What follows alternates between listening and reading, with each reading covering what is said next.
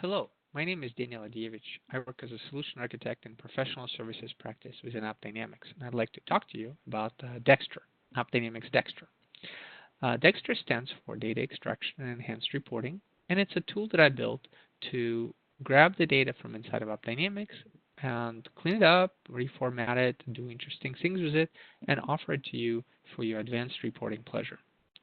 It works by leveraging data that is sent to AppDynamics by the AppDynamics' agents inside of your code, using a variety of APIs to take the data, clean it up after applying some compute, and turn it into a CSV data warehouse that is then loaded into the spreadsheets, Power BI, Tableau, and a variety of other reporting tools. Right now, I'm going to talk to you about the entity details report, something that I came up with to better understand the flow of the events and the snapshots inside of AppDynamics application performance monitoring. So first, let's take a look at how those things look like inside of AppDynamics. Switching to the view of the main common view in AppDynamics, we can see a flow map. We can take a look at what's going on under the hood by looking at the transaction snapshots. Here I have the transaction snapshots sorted by the duration of time. Just choosing the one up at the top, I can see an execution flow. This is my demo environment is malfunctioning. I have a fairly complicated execution flow. I have some slowdowns in here. I can observe by looking at some of the timelines that there's some pretty slow queries going on to a database. I could see that those queries, what those queries are, 8.5, 8.4 seconds, and that's all very interesting. And I really like seeing this data in one screen, but I'm really curious about what happens with the rest of it. So I see another snapshot not far removed from this one. If I open that guy up, I could kind of see the same behavior, again, the same queries and potential issues, but it's not very easy to understand when those things are happening. Are they clustered together? Are they far apart? Are they related? Are they not? And to work around this, AppDynamics DEXTER tool offers something called an entity details view. Let's take a look how you would access it. First, you'd open up either an APM entities report, such as this, should open on my left side, or the entity metrics report should open on my right side here. Here we go. Both of those provide information about detected entities and their performance detected entities on the left and their performance on the right. And they both offer links to the entity details view. So let's take a look. If I swing by to the applications tab, I can see an application that I'm interested in on the row 21.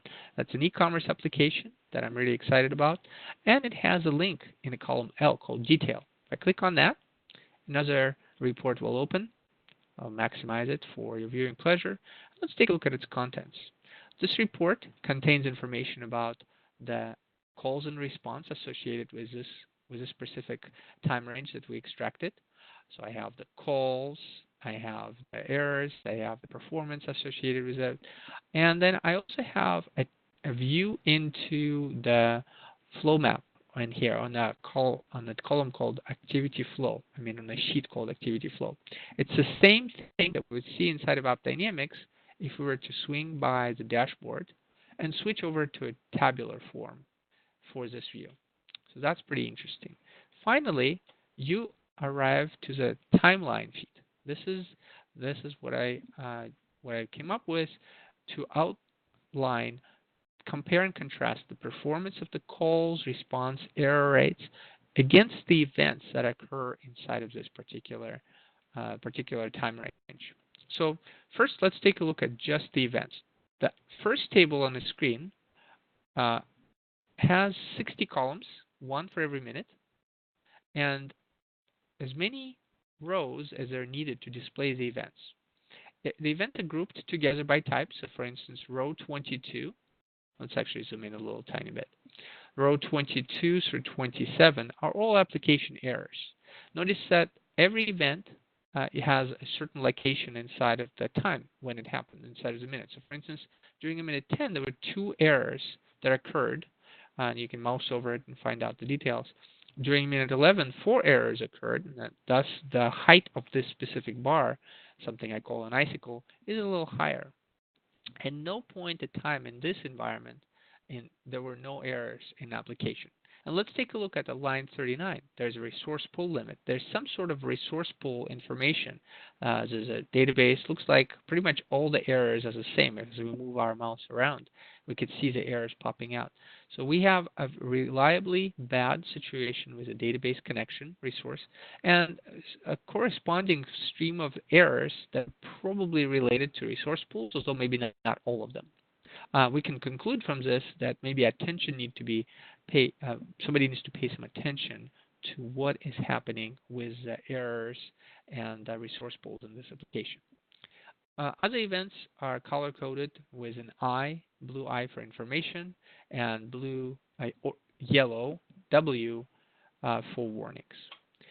I can collapse my events and focus now only on the snapshots. Now, the snapshots in AppDynamics are also events, but not all events are snapshots. So there's 5 different colors for the snapshots. Normals are color-coded green. Errors use the red color in E. And slow and very slow snapshots, I use yellow and orange. The stall transactions use blue, purplish blue, but they're not going to be present in this demo environment. I'm able to filter away the snapshots that are not interesting to me. In this case, I'm going to ignore the normal and an error snapshots. And just focus on the snapshots that are slow and very slow. Now you can observe here that my business transactions, row 65 through 68, this is my checkout business transactions. It's very important to me. That's where the money flows through this system. You can also see the checkout mobile transaction, or row 80, also have all kinds of unhappy, very slow events. I can use my mouse to mouse over a given snapshot. And you can observe here that the AppDynamics DEXTER entity details report gives me a preview into a snapshot. I don't have to open it. And let's see what's in this preview. First of all, we have a duration, the URL, and the call chain. Call chain shows you all the activities that happened in between all the different elements that talked to each other to produce this business activity. Here, I can see that there was a tier, e-commerce services, using web services protocol to call an inventory services tier, which then used the JDBC, which probably is a database call, to make 3 database calls, each about 8 seconds long, to a certain Oracle backend. It's very fast, and you don't have to open up every snapshot that there is out there to see what's going on. You can just move your mouse around. What's going on here? Yeah, so you should be able to move your mouse around and preview each and every snapshot. Another interesting way is you could always filter away the business transactions you don't care about. And in this case, I'm just going to focus on my money transactions. And lo and behold, I can see that all of my unhappy events seem to be localized to the first 15 minutes of an hour. Certainly, this makes me wonder what might be going on in those first 15 minutes, and maybe ignore the rest of the time period.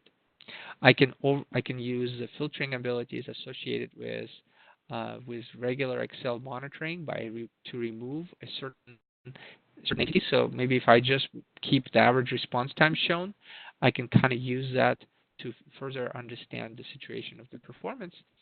But the flexibility that is given to us by AppDynamics DEXTER Entity Details Report combined with the power of Excel make it very easy for you to research what might be going on.